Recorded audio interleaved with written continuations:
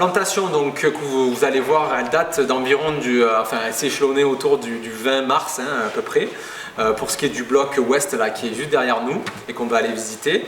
Ce sont des plants greffés à 2 têtes et la densité elle est de 2,5 plants mètre carré. Pour ce qui est des traitements, donc contre Tuta, actuellement le 10 mars, on a eu un lâcher de Macrolophus en pépinière à une dose de 0,7 individus au mètre carré, par tête de tomate. Le 25 mars, il y a 2 pièges par tunnel qui ont été, 2 pièges Tuta, donc à base de capsules de phéromones, qui ont été placés par tunnel. Le 29 avril, il y a eu le renouvellement de ces capsules. Là, c'est pas le 2 juin, mais bon, on était autour, hein, c'était le 30 mai.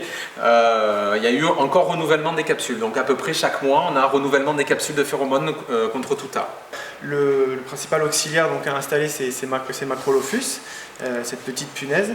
On en met donc, voilà, dans nos essais 2 par mètre carré, qu'on nourrissait avec des festia et également il y a possibilité de les nourrir avec des cystes d'artémia. Pour pouvoir être un produit de biocontrôle, il faut que ce soit un produit d'origine naturelle et qui n'ait pas de phrase de risque toxique ou écotoxique. C'est ça qui est important. C'est pour ça que certains produits qui sont autorisés en agriculture biologique ne figurent pas sur la liste des produits de biocontrôle. En fait, on apporte des informations techniques, on met des stratégies en place avec les producteurs pour justement résoudre des problèmes techniques qu'ils ont sur leurs exploitations. Donc, je m'occupe principalement de serres en sol et aussi du plein champ, donc que ce soit en conventionnel ou en bio, et on met en place des stratégies pour justement permettre d'avoir des rendements intéressants tant en quantité qu'en qualité.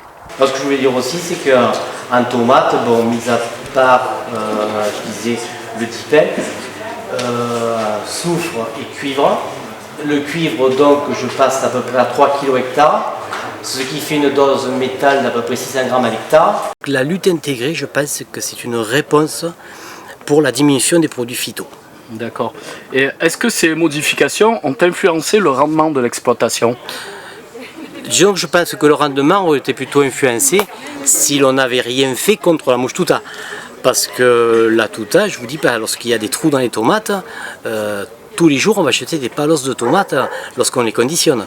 Donc je pense que si la lutte intégrée est bien gérée, au contraire, on devrait conforter le tonnage, que si on ne fait rien aujourd'hui, ça va être problématique. L'enjeu du dispositif Ecophyto est de conduire avec les agriculteurs volontaires tout un ensemble d'expérimentations, tout un ensemble d'actions visant à montrer à être démonstratif quelque part, et à montrer que en raisonnant la conduite des cultures, on peut arriver à baisser l'emploi des produits phytosanitaires sans forcément baisser la marge et sans forcément baisser les résultats économiques de l'exploitation. Les producteurs sont intéressés parce que on apporte d'autres solutions, ils passent moins de temps sur l'exploitation à traiter. Ils voient que les techniques utilisées comme les auxiliaires ou les agents de biocontrôle et les produits de biocontrôle fonctionnent et répondent à leurs demandes, c'est-à-dire avoir des cultures saines qui produisent le rendement et qui font des produits de qualité aussi. Les années précédentes, c'était 30-35 degrés au moment de l'installation. Donc il y a eu un gros travail qui a été réalisé depuis l'année dernière et cette année sur l'aération des abris. Vous avez des cultures de ça? Oui. Vous savez quoi?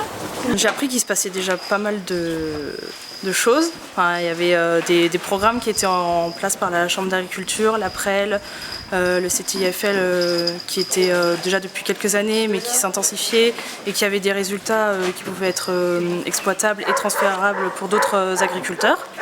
Donc c'est déjà un point positif.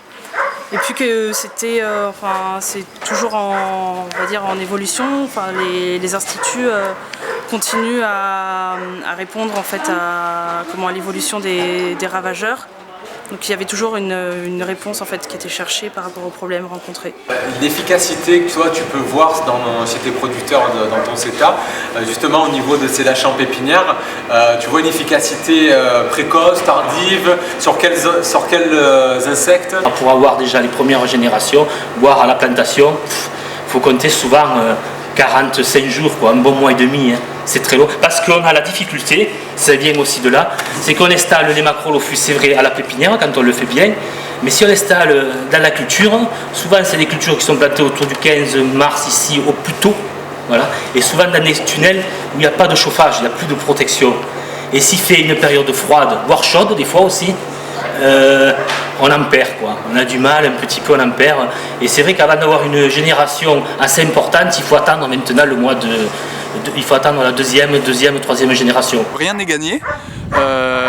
Et que le travail, qu'il y a beaucoup de travail à faire.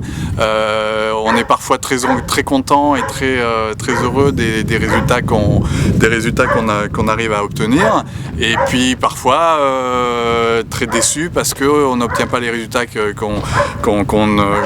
qu'on prévoyait du fait les entreprises agricoles, c'est des entreprises du vivant et le climat, l'ambiance fait que parfois on n'a pas les résultats escomptés.